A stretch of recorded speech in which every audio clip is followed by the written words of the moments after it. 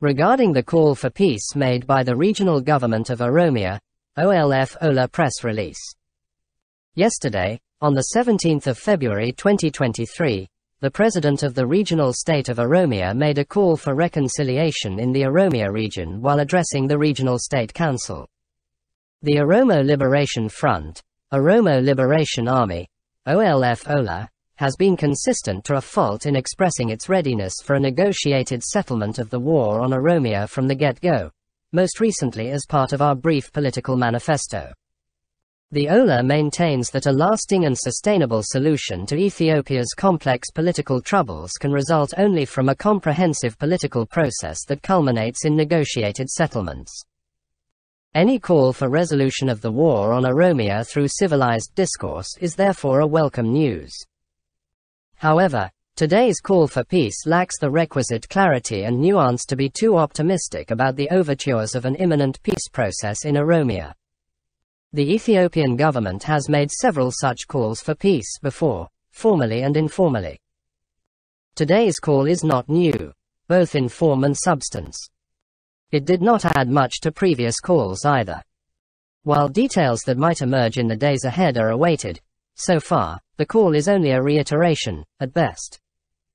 We want to draw attention to the following key aspects that any peace process ought to clarify from the beginning. 1. The Ethiopian government has hitherto downplayed the gravity of the conflict in Oromia by relegating its resolution to track 2 local mediations. The OLF-OLA has unequivocally rejected this mechanism because, inter alia, a. In today's polarized political landscape, finding a neutral mediator within the country is a far cry from a viable possibility. Even if, by a stroke of luck, one finds a neutral local mediator acceptable to both parties, the OLA does not believe that any local actor will be able to operate outside the sphere of influence of the government to function neutrally.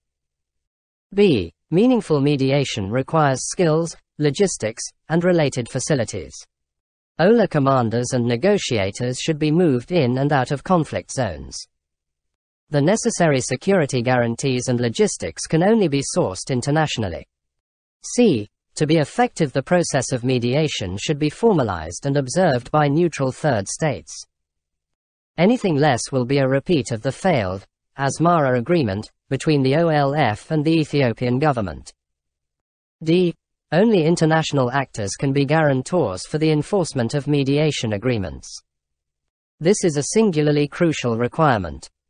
Even internationally, only a handful of states are able to guarantee implementation. 2. While we recognize that the Oromia regional government should be part of a peace process that involves the region, the peace process with the OLA should however be led by the federal government. It was the federal parliament, not the regional council, that prescribed the OLA. It is also the federal army that is leading the military engagement against the OLA on the ground, not the regional forces. Therefore, a peace process with the OLA is legally and operationally beyond the purview of the Oromia regional government. 3. Technically, today's call for peace did not address the OLA. The regional president still refers to a phantom armed group called OLF-OLA. Whilst this may not make much difference in substance, it did not help clarify the already multi-layered ambiguities regarding the prospect for peace and how the Ethiopian government wishes to pursue it.